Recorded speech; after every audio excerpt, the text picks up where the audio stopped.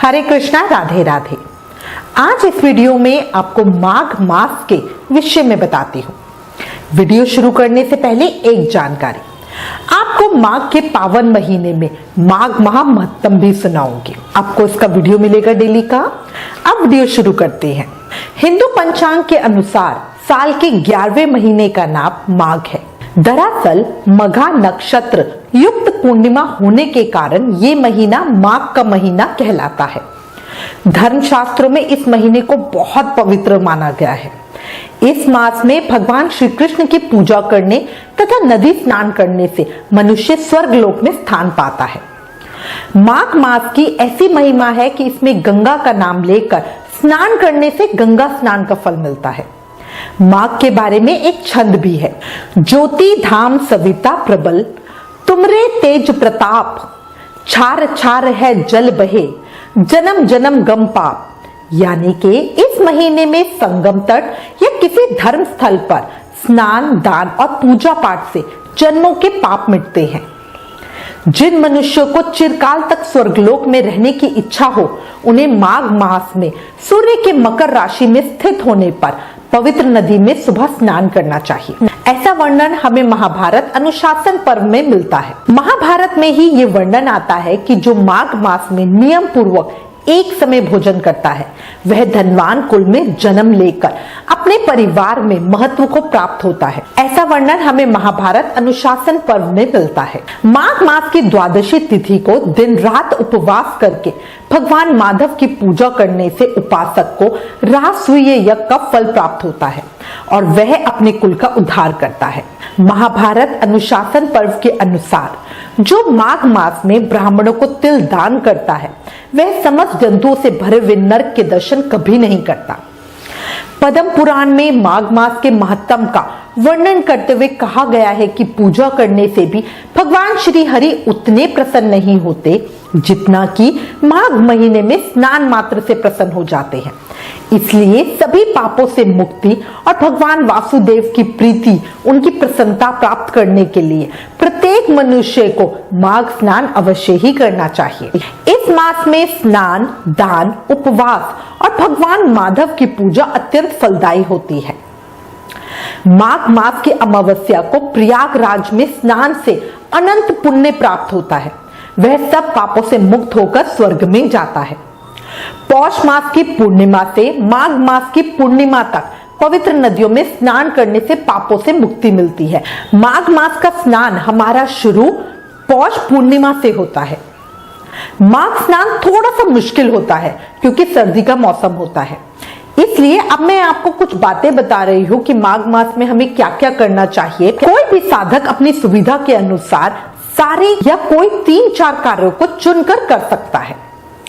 माघ मास में रोजाना सुबह तारों की छांव में किसी पवित्र नदी में या कुंड में स्नान करना है। ऐसा करना बेहद शुभ माना जाता है। अगर ये संभव ना हो कि आप रोजाना किसी नदी में जा सको, तो अपने नहाने के जल में गंगा जल मिला ले और उससे स्नान करे, गंगा मैया को अपने मन में धारण करके। निर्णय सिंधु में कहा गया है कि माघ मास के दौरान मनुष्य को कम से कम एक बार पवित्र नदी में स्नान जरूर ही करना चाहिए। भले पूरे माह स्नान के योग ना बन सके, लेकिन एक दिन के स्नान से श्रद्धालु स्वर्ग लोक का उत्तराधिकारी बन सकता है। सदियों से माघ माह की विशेषता को लेकर भारतवर्ष में नर्मदा, गंगा, यमुना, सरस्वती, कावेरी सहित कई पवित्र नदियों के तट पर माघ मेला भी लगता है। माना जाता है माघ मास में पवित्र नदियों में स्नान करने से एक विशेष ऊर्जा की भी प्राप्ति होती है। वहीं पुराणों में वर्णित है कि इस माह में पूजा अर्चना व स्नान करने से भगवान नारायण को प्राप्त किया जा सकता है तथा स्वर्ग की प्राप्ति का रास्ता भी खुलता है।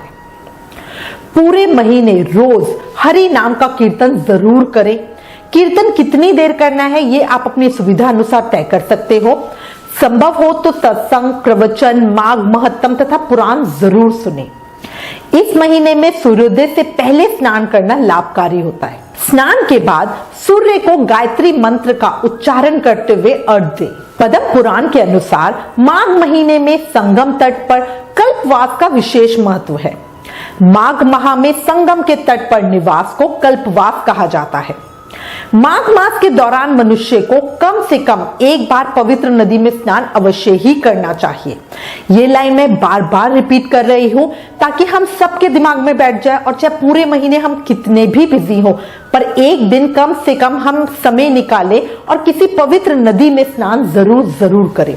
बाकी दिन अगर आपके लिए पॉसिबल ना हो तो आप घर में ही गंगा जल डाल के अपने नहाने के पानी में उससे स्नान करें। इन दिनों व्यक्ति को अपनी सामर्थ्य के अनुसार दान पुण्य जाप करना चाहिए। आप जितनी अपनी जाप करती हैं, जितनी माला जाप करते हैं, उसकी संख्या बढ़ाएं। दान तो करना ही चाहिए। आप इस महीने में तिल, गुड़ और कंबल दान कर सकते हैं। माघ मास में खिचड़ी, घी, नमक, हल्दी, गुड़, तिल का दान करने से महाफल प्राप्त होता है। एक उपाय भी आता है, माघ में तिल, गुड़ व ऊनी वस्त्र दान देने से कार्य क्षेत्र में सफलता मिलती है, वह विवादों में जीत हासिल होती है। अगर आपका कोई केस चल रहा है तो आप इस तरह का दान कीजिए, बहुत अच्छा फल मिलता है। मत्स्य पुराण के एक कथन के अनुसार माघ मास की पूर्णिमा में जो व्यक्ति ब्राह्मण को ब्रह्म विवत पुराण का दान करता है उसे ब्रह्मलोक की प्राप्ति होती है। यह ध्यान देने योग्य बात यह है कि माघ में ब्रह्म विवत पुराण की कथा भी सुननी चाहिए। ये संभव ना हो सके तो माघ महत्तम तो अवश्य ही सुने। महाभारत के एक दृष्टांत में उल्लेख है कि माघ माह के दिनों में अनेक तीर्थों का समागम होता है।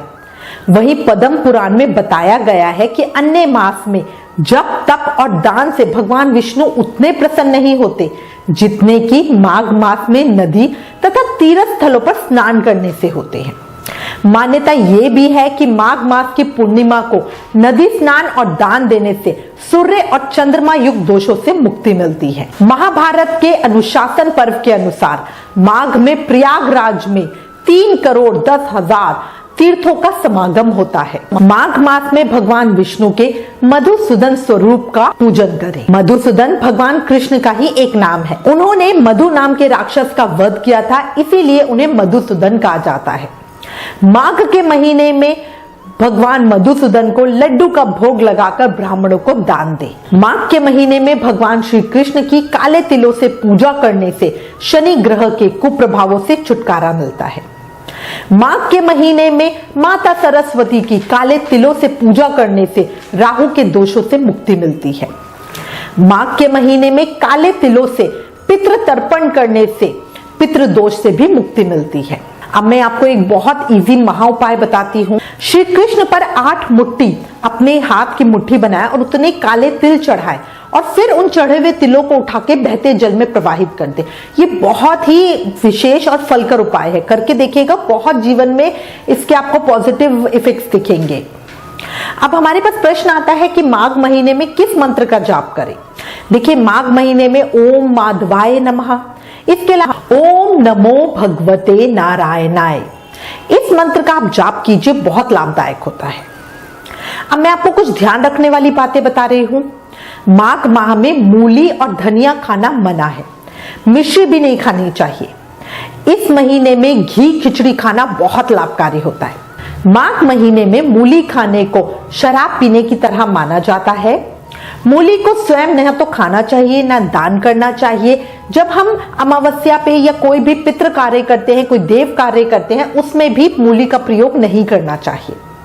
माघ मास में तिल बहुत लाभदायक होते हैं, उसे खाना भी चाहिए, तिल का दान करना चाहिए। तिल सृष्टि का प्रथम अन्न है। माघ स्नान में हमें एक बात का और ध्यान रखना चाहिए, स्नान करने से पहले और स्नान करने के बाद हमें आग नहीं तापनी चाहिए, ये अच्छा नहीं होता। इसके अलावा माघ मास में भूमि शयन करना, रोज हवन करना, ना खाने वाले पदार्थों को ना खाना और ब्रह्मचर्य का पालन करना, ये माघ व्रतियों के लिए जरूरी नियम है। इसे व्रत करने वाले मनुष्य को महान फल की प्राप्ति होती है। माघ स्नान की अपूर्व महिमा है, बस इसे करना थोड़ा सा मुश्किल होता है।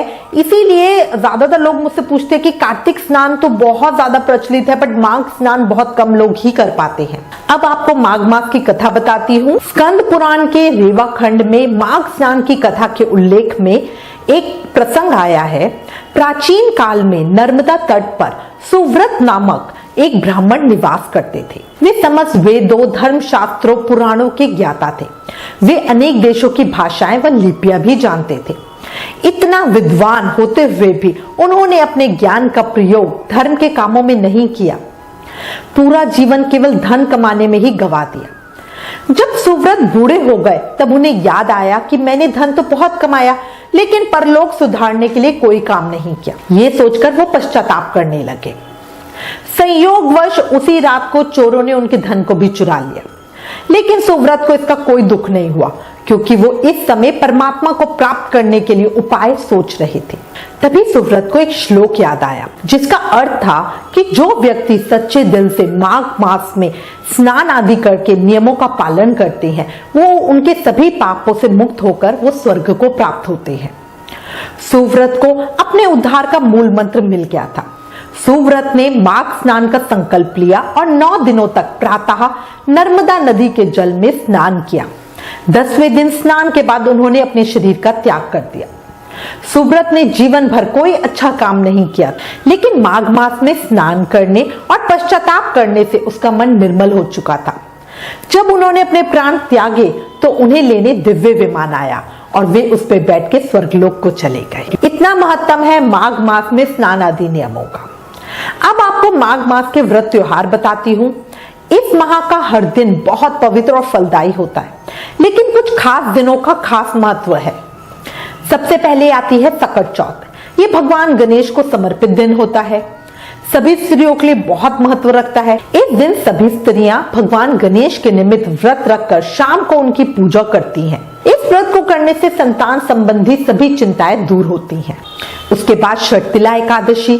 इस दिन तिलों के जल से स्नान किया जाता है। तिल का ही उपटन लगाया जाता है। तिल से ही हवन होते हैं। तिल मिले जल का पान, तिल का भोजन, तिल का दान किया जाता है। माना जाता है इससे समस्त पापों का नाश होता है। काले तिल व काली गाय के दान का भी बहुत महत्व होता है। कृष्ण पक्ष की मौनी अमावस्या। ये दिन बहुत ज्यादा पवित्र है। इस दिन मौन रहकर या मुनियों जैसा आचरण करते हुए स्नान दान करना चाहिए, इसीलिए इसे मौनी अमावस्या कही जाती है। इस दिन त्रिवेणी या गंगा तट पर स्नान दान की बहुत मान्यता है। स्नान के बाद तिल के लड्डू, तिल का तेल, आंवला, वस्त्र आदि का दान करना चाहिए। बसंत पंचमी। इस दिन विद्या, बुद्धि, ज्ञान और वाणी की देवी को पूजा जाता है। ब्रह्मवैवर्त पुराण में इस देवी का जन्म भगवान श्री कृष्ण के कंठ से होना बताया गया है। रथ सप्तमी या अचला सप्तमी। माघ मास में शुक्ल पक्ष की सप्तमी को रथ सप्तमी व्रत रखा जाता है। इसका महत्व भगवान श्री कृष्ण ने युधिष्ठिर को बताया था। इसके अनुसार इस दिन स्नान दान, पितरों के तर्पण व सूर्य पूजा, वस्त्र दान करने से व्यक्ति बैकुंठ में जाता है। इस सप्तमी को अचला या भानु सप्तमी भी कहा जाता है और इसे बहुत शुभ माना जाता है। भीमा अष्टमी। शुक्ल पक्ष की अष्टमी को भीमा अष्टमी कहते हैं। इस दिन भीष्म पितामह ने सूर्य के उत्तरायण होने पर प्राण त्याग दिए थे। मान्यता है कि इस दिन स्नान दान व माधव पूजा से मनुष्य मात्र के सब पाप कट जाते हैं। जया एकादशी। इस दिन विशेष प्रयोग करने से ऋणों तथा दोषों से मुक्ति मिलती है। माघ पूर्णिमा। माघी पूर्णिमा का महत्व सर्वाधिक माना गया है। माना जाता है कि इस दिन चंद्रमा अपनी 16 कलाओं से शोभामान होकर अमृत की वर्षा करते हैं। मान्यता यह भी है कि माघ पूर्णिमा में स्नान दान करने से सूर्य और चंद्रमा युक्त दोषों से मुक्ति मिलती है। इसके अलावा भारत भर के प्रमुख तीर्थ स्थलों पर माघ मास में मेले लगते हैं। प्रयाग, हरिद्वार, उत्तराकाशी आदि स्थलों पर लगने वाले माघ मेले काफी प्रसिद्ध हैं। मैं उम्मीद करती हूँ इस वीडियो में दी गई जानकारी आपके लिए उपयोगी होगी। इससे रिलेटेड अगर आपके पास कोई भी कमेंट्स या सजेशन है तो प्लीज हमें लिखें। ज्ञान बांटने से ही बढ़ता है, इसलिए इस वीडियो को ज्यादा से ज्यादा शेयर करें। Please like, share and subscribe. Thank you. Hare Krishna.